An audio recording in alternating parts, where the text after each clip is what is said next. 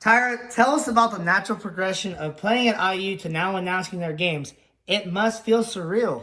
Yeah, it's it's definitely interesting. I thought at first it'd be a little weird. And actually my first game that I had was in December, and it was UCLA at Indiana. So it's only one Big Ten team against Pac-12, but they were a top 15 matchup. So this is my first game. Never have done a broadcasting game in my life, a full game. Even my audition we did about a quarter and a half, and that was it. So this is my first real game, on national television, and it's a top 15 big matchup. So I'm, obviously beyond nervous. I was with Lisa Byington, who is amazing at what she does. I mean, I even told her sometimes she's intimidating to me just because she is so good, and I feel like I'm not so good because I've never done this before.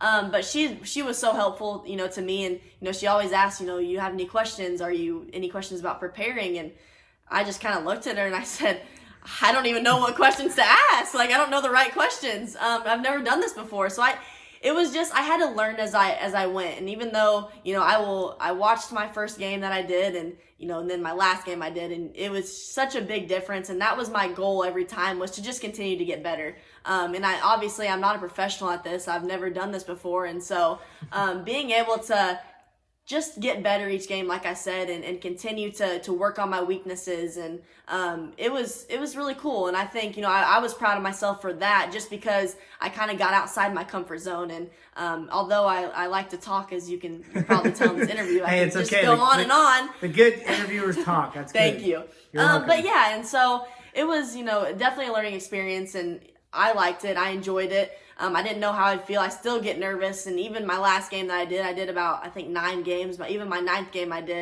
still as nervous as my first. But I felt more confident. So it was a good nervous towards the end. It was nervous, but then once the ball tipped, just like when I was playing, the nerves kind of settled in, and I felt better. And so I think, it was definitely, especially going to Indiana and doing a couple of their games, it was weird just because I used to be a player there, and to be and now calling games out where, I a lot of the players, especially like Jalen Penn, who was a freshman when I was there and now is about to be, a senior, is just so crazy to me. It made me feel kind of old. But just being back in Assembly Hall was, that was my home for 4 years, and I loved it. All the fans, which was, I knew going in when I was going to go do their games, I knew a lot of the fans would try to come down and talk to me. And although I love Hoosier Nation, nothing like it in college basketball.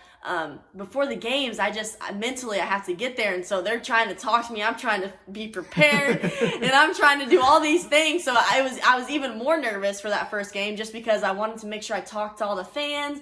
But then again, I wanted to make sure I was ready, for when I was about to be on TV for the Open, and then whenever the game, obviously when the ball tipped in the air and the game's going, it was, definitely interesting. But that first game at Indiana, man, I mean, I was nervous, but I'm glad that it happened, because, you have to start somewhere. And although I had no idea what I was doing at the time, it was funny because my brothers, I told my family, nobody can watch. Nobody turns on the TV. I don't want anyone to know that. I don't want to know that anyone's watching.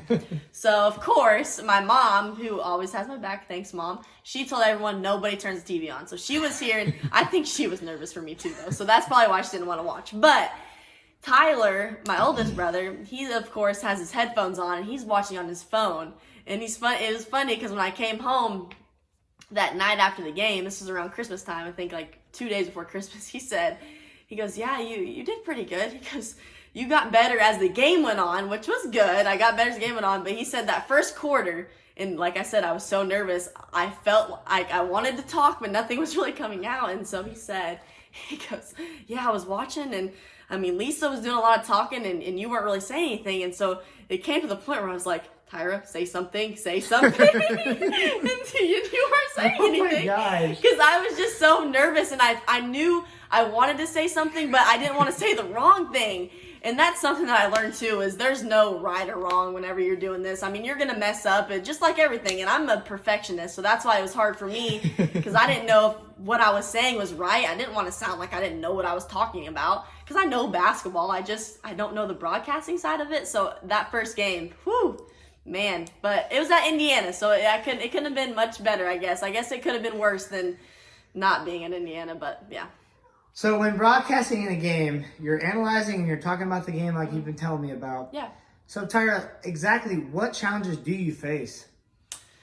Yeah, I would say, the biggest thing is kind of just knowing the pace of the game and the flow of it. So I think that was what I was most nervous about too going in was the play-by-play person is the one that's kind of, talking you through and telling you what's happening on the court. And the color commentator is the person saying like why it's happening or how it's happening. How did they get open? How did that screen help? And things like that. So I'm analyzing that side of it.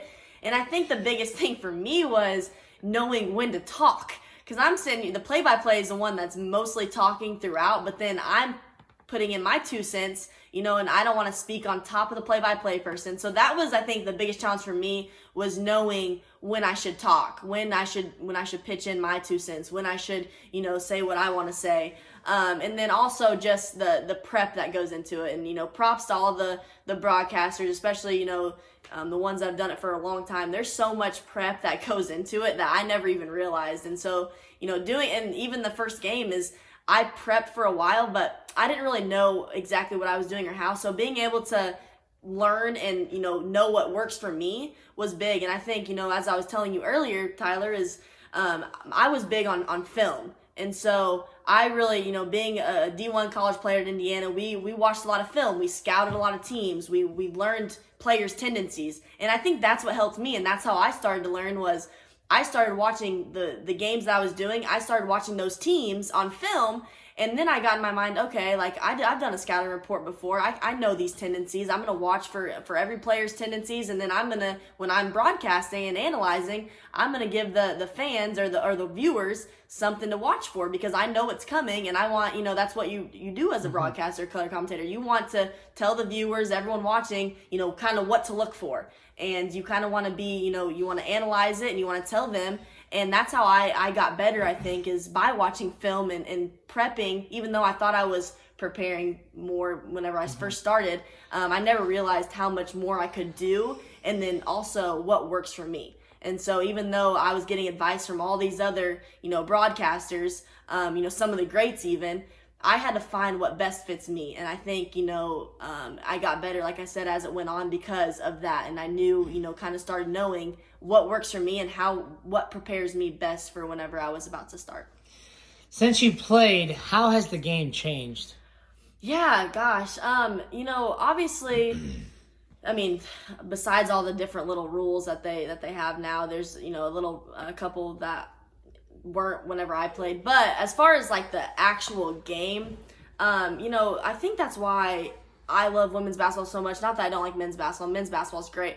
But the women's side of it, it's more fundamentally sound. You can't you're not out there trying to play, someone one-on-one and take them through. You have to go through sets. You have to set good screens. You have to, not that we don't have the athletic ability to do so, but, the males, the men's side, they can, dunk it. They can do all these cool things that women can't necessarily do. Some can, but we have to be more fundamentally sound. And I think, to me, it's so much more fun to watch because we are, playing together as a team. We're, more fundamentally sound. Like I said, we're playing defense. We're doing all the little things, I think, that really show up and something that I've always enjoyed. And not that I don't like watching men's basketball, because I do. I love basketball in general. But I think just, especially now in Indiana women's, just not only talking about Indiana women's, but just because I played there, they've gotten so many more, followers just because of even when I was a freshman to when I was a senior in front of 13,000 fans, from 1,000 to 13,000. It was just, I think we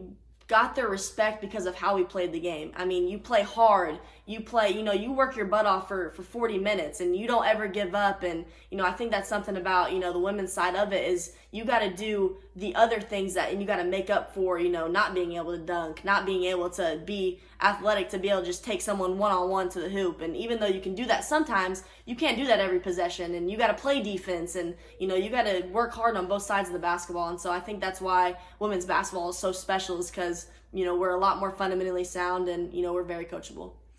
So Tyra, where do you find the exhilarating feeling now that you aren't competing at the D1 level? Yeah, that's a good question. So I would say I miss basketball like crazy, and I would do anything to go back and to be in college again. But just being able to, and that's why I think I like this broadcasting role, is because I can still make an impact on the game. And I was telling you earlier too that another goal of mine is to be a coach, and so I want to stay around the game for as long as I can, just because I have so much knowledge. I've played at the highest level. I know what it takes. Obviously my accolades, my individual stuff, speaks for itself, but I just want to help make an impact and be around the game of basketball, because that's just what I've known my whole life, and that's what I absolutely love. And so being able to be a broadcaster and have one of the best seats in the house, second to being able to play on the court, it's really cool to be able to stay involved this way, and to kind of, talk about the game and talk about what's happening, and, see some pretty elite and talented players play. So obviously, describe the feeling. I know you mentioned this before before the camera, but as on being on TV and being a former athlete, that's got to mean a lot to you. Yeah. Local athlete being on TV, that's got to be pretty big to you. It is, yeah, and I think that's why I was most nervous too, is because although I've been in the spotlight before playing, it's a little bit different, and so I don't necessarily like the attention being on me, and that's why, again, I love basketball. It's a team sport. Not everyone's just watching me, or I feel like that anyways. And so but yeah, it's really cool, especially coming from a small town, to be able to do the things that I've done, both athletically and now, in my professional career, to be on national television, just to have the connections that I do. I'm truly blessed, and I love, like I said, I'll always remember where I came from, and I wouldn't be who I am today if it wasn't for the love and support of my family in this town of Mount Carmel. So I had to ask you this question. Whom do you aspire to be one of the greats now or in the past in the broadcasting world? Yeah. So obviously I'm a big, huge Sage Steele fan. That's my girl. Yes. That's my girl. And so I love Sage Steele, and she does, great things for ESPN, and her journey to ESPN. She's worked just as hard, and hearing her stories is really cool. And she's someone that I've looked up to in that aspect of it, and we've gotten to know each other a little bit more within this past year, which was super cool. And she's great, and I absolutely love her and adore her, and so she's someone that I would say inspired. So I had to bring this one up too. I posted on Twitter about a week or two ago saying that thank you ESPN for the last dance. We needed this right now. Yeah. Hashtag MJ. And I actually tagged her in it. She actually liked the tweet. Oh, yeah. And I'm like, how the heck did you guys become friends? That's unbelievable. That just kind of shows who she is too. She's such a great person. But yeah, so I knew her a while. Obviously I've known her forever, but we met, she came and spoke to our team my sophomore year. So before Hoosier Hysteria, she came and spoke to our women's basketball team. So but when you're speaking to a team, she doesn't know people individually. So, I knew of her then. I met her, and then I had a really good sophomore year, and then a really good junior year, and then even better senior year. And as I continue to get better, she obviously is an Indiana alum, loves Indiana University, loves men's basketball. But then she started liking women's basketball too. So I'd have a couple good games, and I'd get on my phone afterwards and see a tweet from Sage Steele saying, "Hey," she'd tag me in at T-Bus3, "You're a baller, you're all these things." And I'm like, wow, Sage Steele saying this about me? This is crazy. So anyways, this past, was it November? She came, they did a little Hoosier Hysterics thing, and I was invited to come, and other alums came too, but Colin Hartman and I were some of the athletes that were the most, I guess, we graduated, we were the youngest, let me say, the youngest alums. And so we went, Sage Steele was there, and I went with Colin, and he knows I love Sage Steele, and he kept saying, just go talk, because I've met her, like I said, but that was my sophomore year, and then she was tweeting about me, but that's not really talking in person, so I hadn't talked to her really in person by myself yet, so he's like, go talk to her, and I'm sitting here, I'm totally fangirling, I'm like, oh my gosh, what do I say? So Colin, of course, made the initiative, and he went over there first, and he said, hey, let's get a picture, and then he goes, let me introduce you to, and then she kind of looked at me, and then he said my name, and she goes, oh my gosh, you're so bad. And I'm like, oh my gosh, Sage Steele just said that about me. She's the one that's awesome. And it was so cool to be able to see her. And she goes, no, seriously, like, you're awesome. Like, I loved watching you play. Like, you were just amazing on the court. And so hearing someone that I just looked up to in that aspect, like, say that about me, oh my gosh, it was super cool. But then we got to know each other. We started talking, we spent that whole day together. There was a basketball game at night. We went there together. And we spent that whole time, just talking, and I got to know a little bit about her life, and, got to know about her kids. And then she came back again in February when Bob Knight returned to Assembly Hall, and she brought her daughter then, one of her daughters. So I got to meet them too. We went out to eat afterwards, and it was really cool to be able to continue to talk to her and be friends with her, and we took a lot of pictures together, and so it was really cool. So tell us about working with Rick Pitino. Yeah, there's a lot of great people that obviously I worked with in the Big Ten Network, and being able to meet with people like Rick Pitino, and obviously I mentioned Lisa Byington a million times, but I did a lot of studio work with her. And then another one that gosh, he's so funny, is Mike Hall. I mean, he was just hilarious. And so just to be able to meet and talk to people like that I've seen on TV and that they're really good at their job, just to get advice from them and to hear from them, it really means a lot. And it, obviously it's all about connections. And so to be able to have connections with people like that, it's hard to not be successful. And so, I'm obviously going to continue to strive to be the best. And if I have any, questions at all or anything that I want to continue to get better at, I have a lot of great people that I can reach out to and ask questions to. So we got a few more questions, Tyra. Okay. How was it to meet arguably the most famous IU alum, Mark Cuban, and what did you take away from that experience? Yeah, it was super cool. I never really talked to Mark Cuban before. Obviously, I've known about him forever. But, he came back to when Sage Steele came in February, when Bob Knight returned to Assembly Hall. So being at that game that was so crazy and really cool experience. But, he's someone that has been, obviously, is so successful. So, being able to introduce myself to him and to talk to him was really cool. And, it's, like I said, it's just another connection. And, they know what it takes to be successful. They know what it takes to be the best at what they do, and hard work, and it's just not just given to them. So, yeah, that's someone, too, that is just, obviously a very successful businessman, and someone that, wouldn't be where he is today without the hard work. And that's, what happens whenever you work hard and believe in yourself. So you mentioned Sage Steele was professionally your greatest role model, and obviously at IU, of course. Mm-hmm. Have you been watching the docu-series on Jordan 98 Bulls, The Last Dance, and what is your takeaway from that? Yeah, I think that's just so amazing. I mean, I can't even say enough good things about that, especially with everything going on in the world right now, to have, that to look forward to every Sunday. It's been great, I think, for the world, especially athletically, with, not being able to watch anything on TV right now, like especially with sports, not having any sports going on. It's something to look forward to. And I think, like I said, ESPN, oh my gosh, they've done such a great job with that. And it's really cool to see, obviously the GOAT, he's awesome. And just to kind of see, Michael Jordan, obviously, Kobe was my person that I really looked up to growing up, just because that's my era.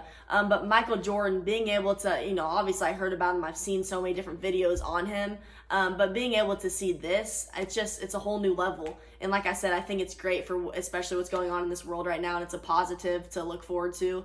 And I think, I absolutely love it. It's basketball. It's Michael Jordan in basketball. What else? What else could you ask for? It's great. So what advice would you give to today's young kids about playing sports? Yeah, gosh, that's another good question. I would say, obviously, I'm going to continue this has been my, theme is to work hard, especially if it's something that you want to do, and if you want to be good at it, it's not just going to be given to you. Yeah, I've had some, God-given talent to do some things, but I promise you I wouldn't be who I am today, or I wouldn't, be as successful as I am if I didn't work hard. Because it wasn't all given to me. I worked my butt off. I made the sacrifices, and that's something that, you have to think about, is if that's something you want to do and continue to do at the next level, the highest level possible, you got to work hard and you got to make those sacrifices. And it's not going to be easy. There's going to be some times where maybe all your friends are hanging out and you want to go, but it's like, do you want to get your workout in or go hang out with your friends? Because, you know, my mom always told me, both my mom and my dad, there's someone out there working harder than you. And I didn't like that. So I was like, no, there's not going to be anybody working harder to me. I'm going to be the hardest worker.